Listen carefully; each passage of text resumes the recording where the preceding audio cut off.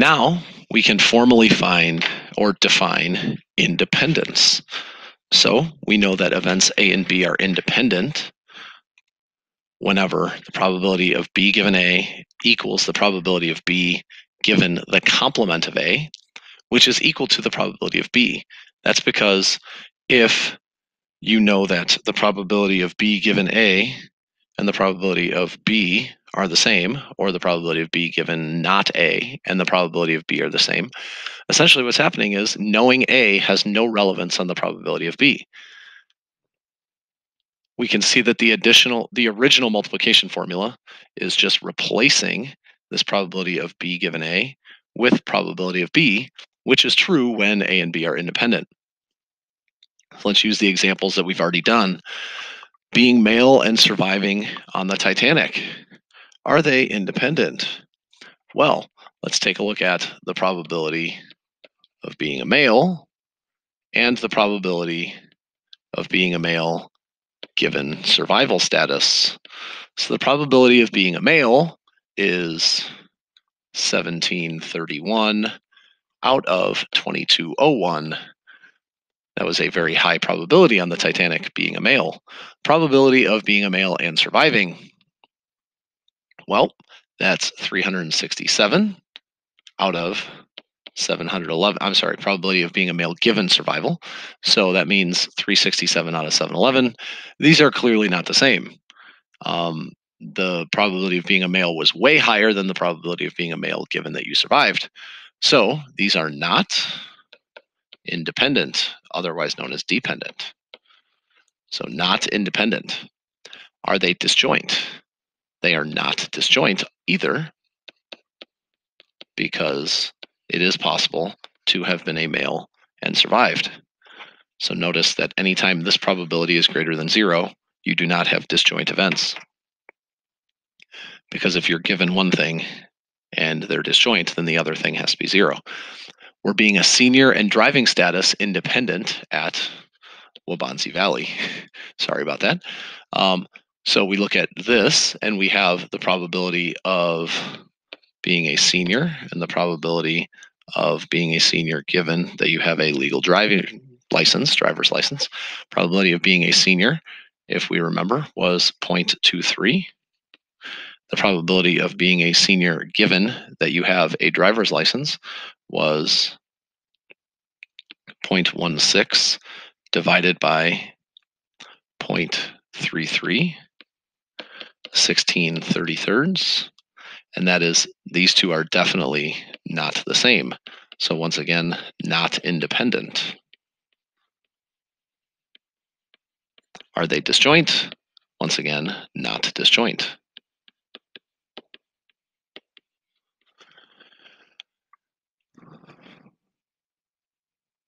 If we have a random sample, then we have to take into account the fact that these two will just be really close to each other, because if you have a random sample, it's probably just collecting data and you don't have all of the information. You have enough to make a pretty good guess. But if you want to know how close those two have to be, you have to take AP statistics, because that's beyond this course. When airline passengers go through security checkpoint, some are subject to additional searches. So let's take a look at this information. So we'll say laptop, not laptop, and we will say searched and not searched. So let's fill the table out. So we know that 30 of the 145 passengers with a laptop, so we had 145 passengers, 30 of them were searched, which means we had 115 not searched. There were 203 without a laptop, and 42 of them were searched. So if we do a little bit of subtraction, we end up with 161. 72 there, 276 there, 348 total. That's our two-way table. What's the probability that we have a randomly selected passenger and that person was searched?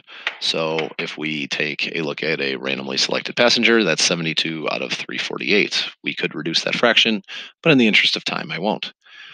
What's the probability that that person that was randomly selected didn't have a laptop and was searched. So this is an and probability. So the probability of no laptop and searched. So we have 348 people.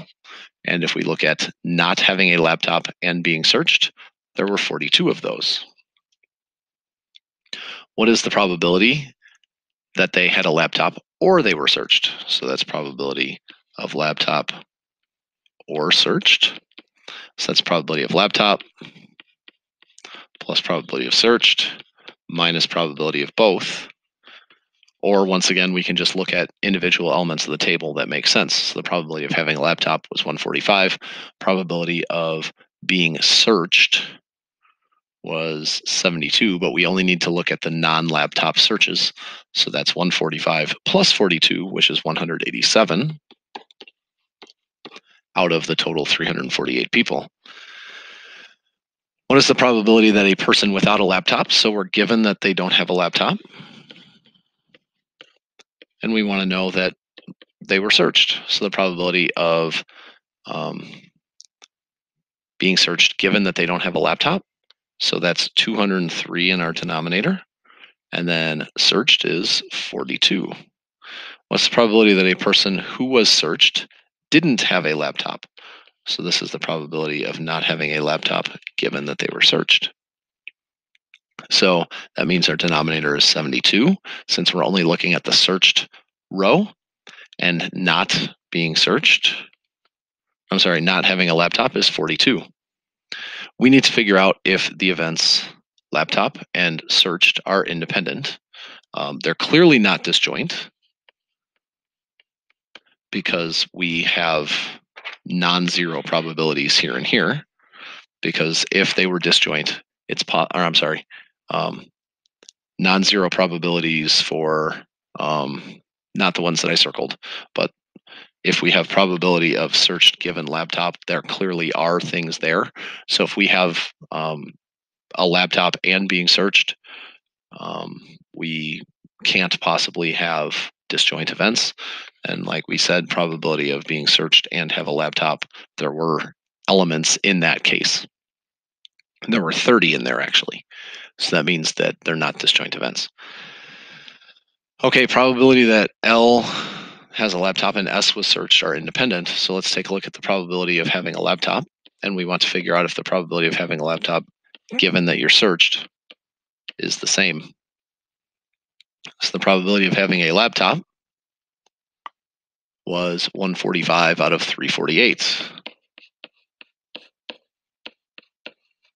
Probability of having a laptop given they were searched.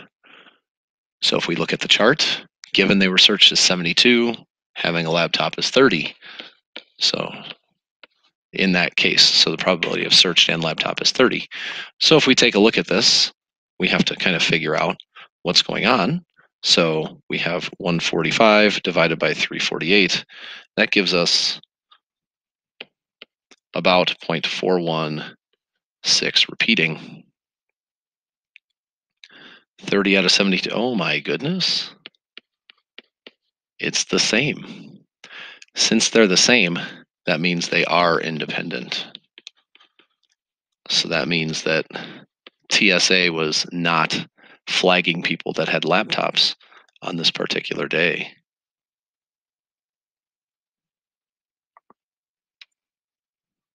Suppose in a certain company, 5% of employees use illicit drugs. The company decides to test all its employees for illicit drugs with a test that has a false positive rate of 3% and a false negative rate of 10%. Those are defined in this note. Let D be the event that the employee uses drugs, and P be the event that the person tests positive. So let's express the information in terms of P and D. So the probability of being on drugs in this company is 0.05. We also know two other pieces of information about the test. So the probability of a positive test given that you do not use drugs is 0.03, and the probability of a negative test or not positive test given you use drugs is 0.10 or 0.1. So now we're going to make what's called a tree diagram. A tree diagram gives us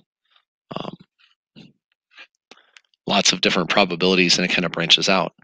So the probability that someone uses drugs is 0.05. Probability that they don't use drugs is 0.95. Now our diagram continues. So the probability that someone gets a positive test, given that they use drugs, is going to be 0.97. Probability that they, no, wait a minute, that's not true at all. Because the thing that I actually know is the probability that I get a not positive test given that they use drugs, that's 0.1. So that means the probability of a positive test given that they use drugs is 0.9, because these two things have to add up to 1. Now, if I take a look at the probability that someone doesn't use drugs, it's 0.95. Probability that they get a positive test would be the false positive rate of 0.03, which means 97% of people who don't use drugs get a non-positive test. So now what I can do is I can figure out all of these probabilities by multiplying straight across the tree. So 0.05 times 0.9 gives me 0.045. That's equal to the probability that somebody does drugs and has a positive test. Once again, notice that these two numbers will add together to be 0.95. If I add all of these together, I get 1, which makes sense because that's 100% of the cases. What is the probability that a person uses drugs and tests positive? So we already calculated that.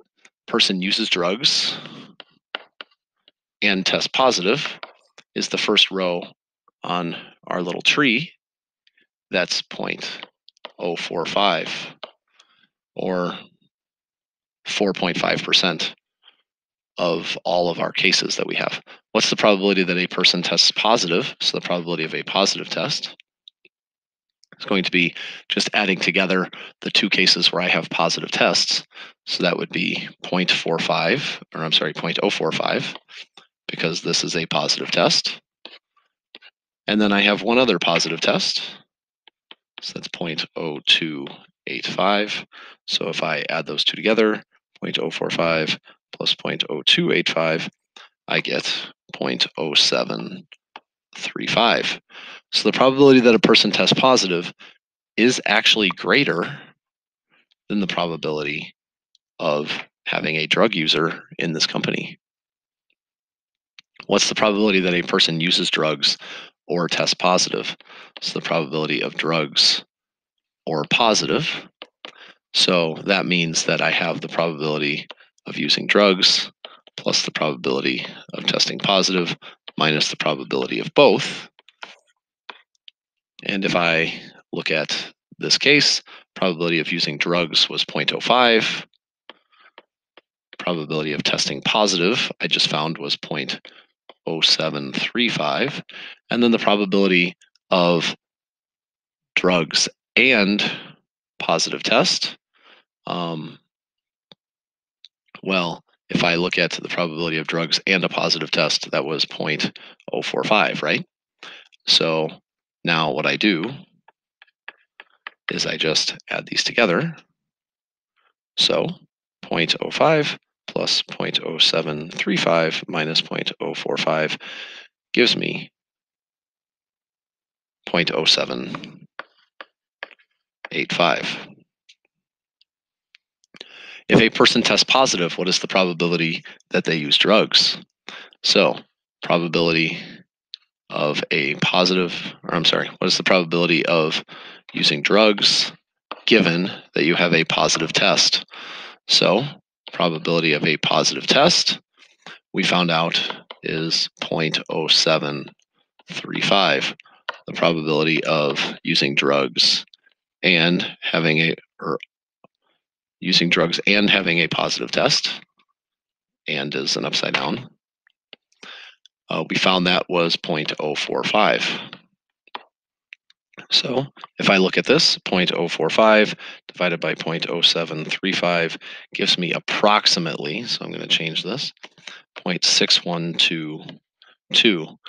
So if a person tests positive, we're only 61% of the people that test positive are actually using drugs in this case. That's kind of crazy. When we look at the false positive and false negative rates, that's actually not too bad. I mean, you wouldn't think, but what ends up happening is we're getting 3% of non-drug users tested positive, and a high majority of the company did not use drugs. And there's actually a reason why that would happen in a case like this, and we'll talk about that a little bit more. Which of these errors is worse for the employees? Well, I would say if you have a false positive, that would be pretty bad because you are being asserted that you use drugs even though you don't. For the company, it could go either way. You could get lawsuits with false positives or fire good employees.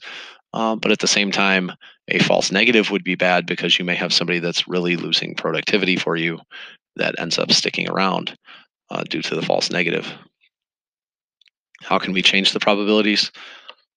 We'll talk about that in class.